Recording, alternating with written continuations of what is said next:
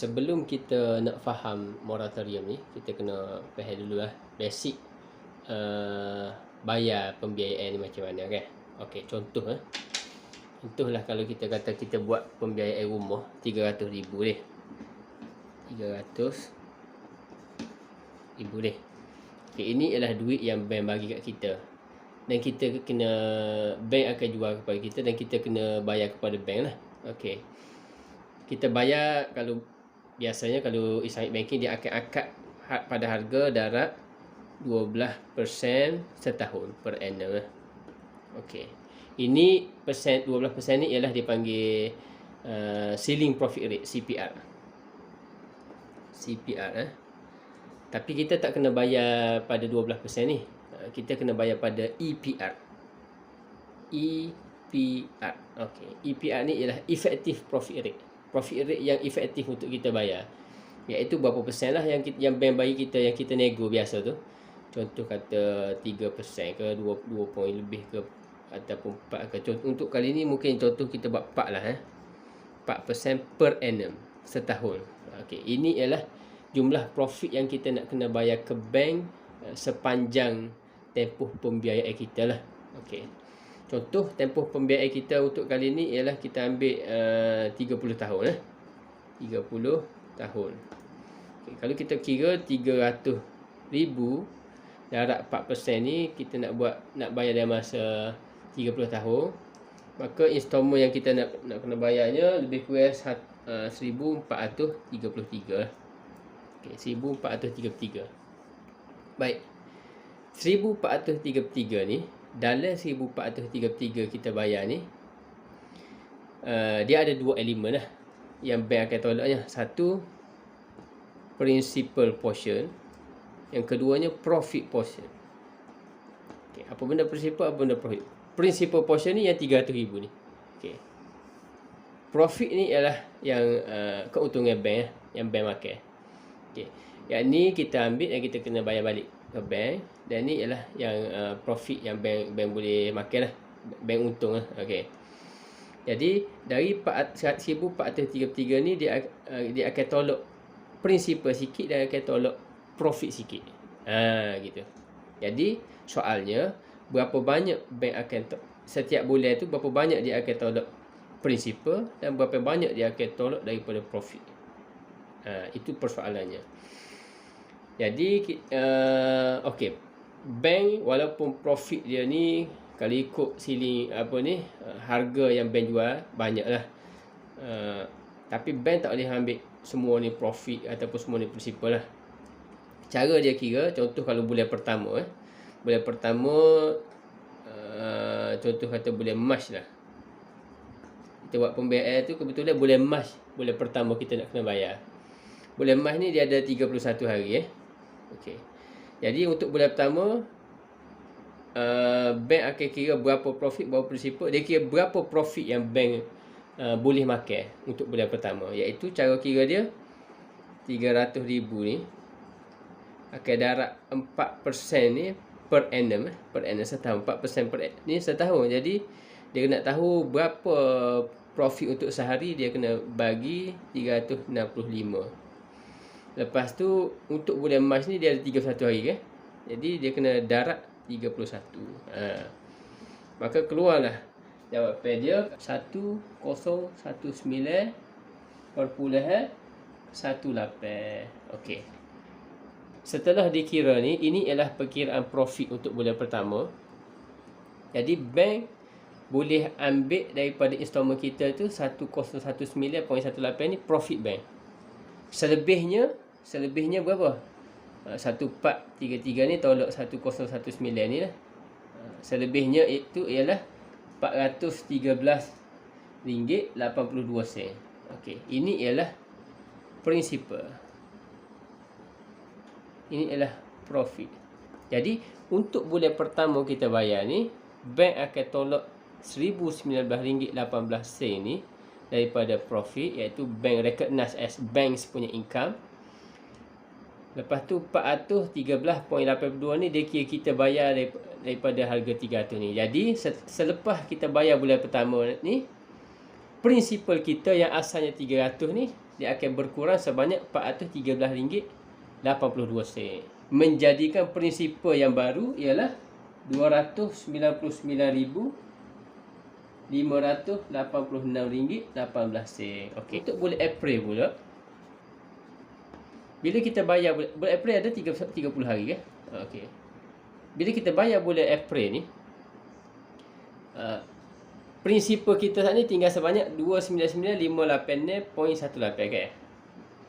299,586.18 kan? Okey. Dia akan kira berapa banyak profit yang bank boleh makan pada bulan ni lah.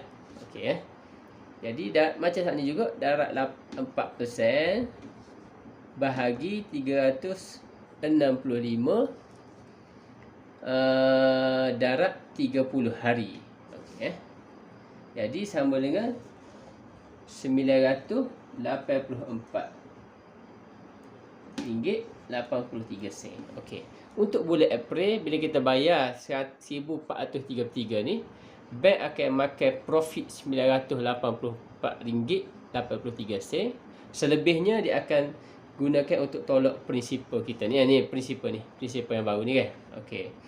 Jadi prinsipal kita pada bulan tu ditolak RM448.17. Okey. Selepas kita bayar bulan April ni, maka prinsipal kita lepas pada tu dia akan berkurang lagi sebanyak RM448.17. Menjadikan prinsipal kita yang baru ialah RM299,183.1 sen. Okey. Begitulah seterusnya lah. Bulan Mac, April, lama-lama, lagi lama kita bayar, lagi sikit bank akan makan profit ni. Sebab dia dikira berdasarkan kepada berapa jumlah prinsipal. Okay. Semua ni didarat kepada berapa jumlah prinsipal yang baki. Makin sikit prinsipal, maka makin sikitlah profit. Jumlah kita bayar setiap bulan sama 1433. Daripada tu dipecahkan kepada profit dan prinsipal. Semakin sikit dia tolak profit, semakin banyaklah dia tolak prinsipal. Okey. Bulan April ni, tiba-tiba kita nak buat early settlement. Kita kata, saya ada duit banyak, saya nak settle cash. Pada bulan tu saya terus nak settle. Okey. Bank akan advise kita berapa kita nak kena bayar. Jadi, bank akan advise kita, awak kena bayar saya sebanyak amount prinsipal yang baki. Bila kita nak buat early settlement, kita nak bayar terus, bank hanya boleh advise kita, okey, kalau awak nak bayar sekarang, awak kena bayar sejumlah berapa banyak prinsipal yang ada. Profit yang akan datang tu, bank tak boleh ambil dah. Sampai tu je bank boleh ambil profit. Baik, sekarang ni kita nak tahu apa akan berlaku kalau kita ambil moratorium. Contoh kata, beginilah.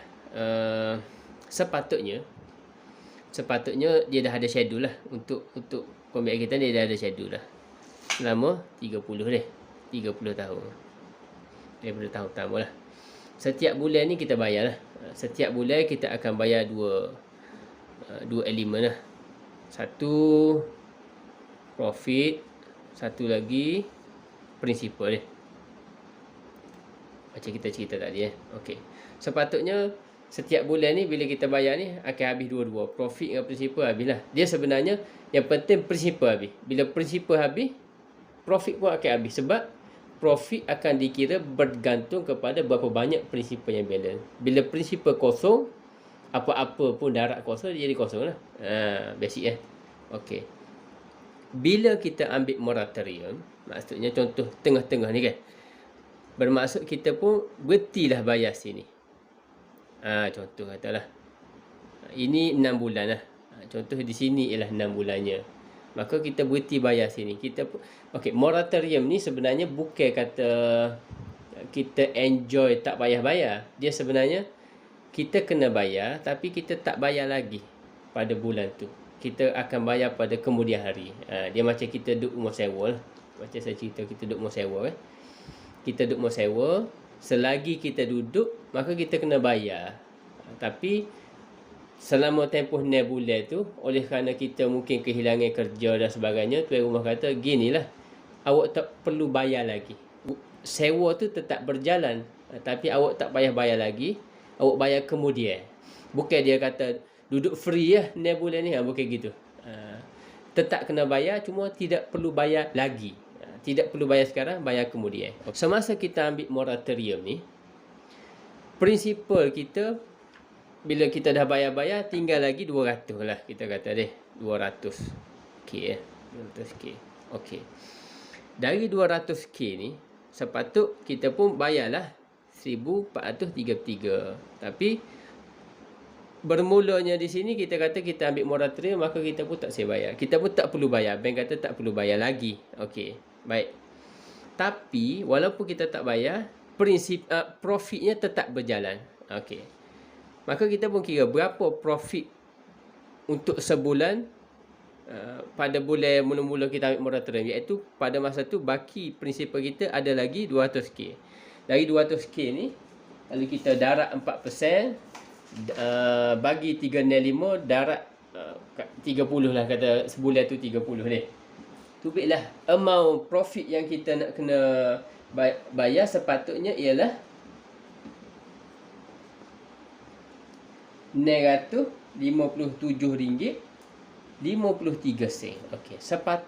Okey, sepatut pada bulan mula-mula kita ambil ni, sepatutnya kita bayar RM957.53 profit, dan selebihnya kita akan bayar prinsipal berdasarkan installment kita bayar 1433 ni. Maka pada bulan tu sepatutnya kita bayar RM775.47 prinsipal. Sepatut. Tapi kita tak perlu bayar, bank kata, sebab kita apply moratorium. Maka RM957.53 ni kita sedang berhutang dengan bank lah. Bank kata tak payah bayar lagi. Okey, baik. Bulan kedua kita ambil moratorium, amount dia pun sama juga, RM957.53 juga. Sebab prinsipal dia tidak terbayar. Prinsipal dia remains 200k. Maka selama 6 bulan ni, kita assume kalau setiap bulan tu 30 hari lah. Sepatutnya dia ada berubah sikit lah, sebab ada bulan 30, ada bulan 31 kan. Dia kira ikut berubah. Tapi kita nak buat kira mudahnya, setiap bulan ni RM957.53 ialah prinsipal yang bank layak untuk dapat. Tapi bank kata tak perlu bayar lagi, layak dapat. Okey. Maka kita sepatut kena bayar RM957.53 setiap bulan selama 6 bulan. Jadi sepatutnya selama 6 bulan kita kena bayar. Jadi oleh kerana kita tak bayar, maka terkumpullah duit yang sepatut kita bayar ni, iaitu profit portion tadi, ialah RM3,945.18. Okey. Inilah yang dia panggil accrued profit. Accrued profit. Okey. Profit accrued tu iaitu profit, inilah profit berjalan. Accrued bermaksud terakru bahasa Melayu kan. Bermaksud bank layak untuk dapat. Bermaksud gini. Tadi saya kata kalau kita buat early settlement, kalau kita buat bayar awal, maka bank akan advise kepada kita untuk bayar berapa baki prinsipal pada masa tu lah, which is pada masa ni baki prinsipal dia ialah 200k lah. Tapi pada masa ni, sekiranya kita buat early settlement, bank akan advise kita untuk bayar 200k plus 3,945, sebab ini bank sudah layak dapat. Cuma kita je tak bayar lagi. So kita sekarang ni sedang berhutang kepada bank 200k campur 3,945.18 sen. Okey.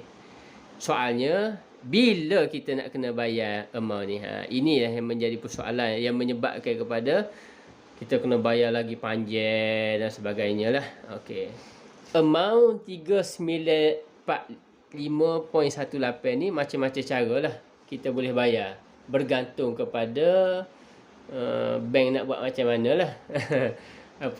Boleh jadi ada, saya tak tahulah, mungkin lah, boleh jadi ada bank yang dia arrange kan 3,945.18 ni dia prorate kan, dia bagi setiap bulan lah selama baki berapa. Contoh kata kita ada sini 15 tahun lagi nak bayar dia. Mungkin dia bagi 15 tahun dan bagi pula 12 bulan tu kan. Bagi 15 tahun untuk kita bayar tiap-tiap bulan sikit-sikit mungkin. Ataupun mungkin dia put aside dulu, letak tepi dulu. Bulan akhir nanti dia suruh kita bayar one lump sum, mungkin juga. Ataupun kalau ikut sistem bank yang biasa, sistem bank, sebab kalau kita ingat tadi, bila kita bayar installment, dia akan tolak profit dulu. Betul dia akan tolak profit dulu. Selebihnya baru dia tolak principal. Pada bulan selepas moratorium ni, biasanya, masa tu profit yang terkumpul RM3,945.18. Bulan selepas moratorium tadi, ada profit baru untuk bulan tu. Sebab oleh kerana dia punya principal masih 200, maka profit pada bulan tu masih samalah, 957.53. Bila kita bayar 1,433 ni, dia pun akan tolak, first priority dia akan tolak profit dulu. Oleh kerana profit kita banyak, maka semua ni dia akan tolak profit.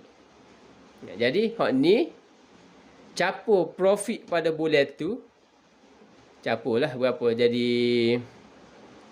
4,500 contoh kata 4,000 lebih lah. Maka tolaklah 1,433 tadi, jadi 3,100 lah contoh kata dia.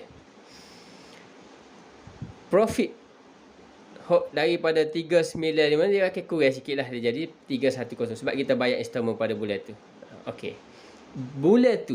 Bulan yang kedua selepas moratorium tu, principal tak bergerak lagi kan, principal masih 200.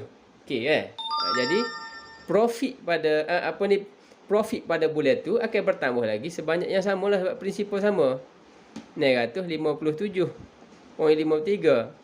Gitu. Jadi bila tambah tu jadi lebih kurang 3,700 gitu. Kita pun bayarlah 1,433. Jadi balance lagi profit ialah 2,000 berapa? 7 tolak 4, 2,300 lah. 2,300 balance lagi. Pada ini bulan ketiga, bertambah lagi profit pada jumlah yang sama sebab principal tak tertolak lagi. Principal masih lagi 200. Jadi tambah lagi 957.53. Jadi profit terkumpul kita tak bayar ke bank lagi, jadi 2,900 lebih kurang. Kita pun bayarlah 1,433 ni 3, menyebabkan profit yang kita masih lagi tak bayar ke bank adalah dalam 1,500 lagi. So begitulah seterusnya. Selagi tak habis profit ni, maka kita akan bayar profit sajalah.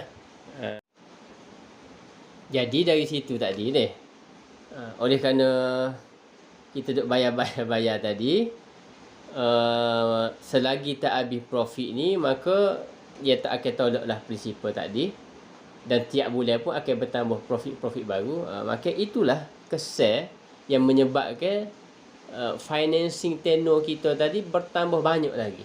Dia bukan bertambah 6 bulan, dia akan tambah banyak lagi, sebab efek kepada profit terkumpul ni, accrued profit terkumpul ni, efek dia menyebabkan lambat habis principal. Bila lambat habis principal, maka lagi banyaklah profit kita kena bayar ke bank. Gitulah.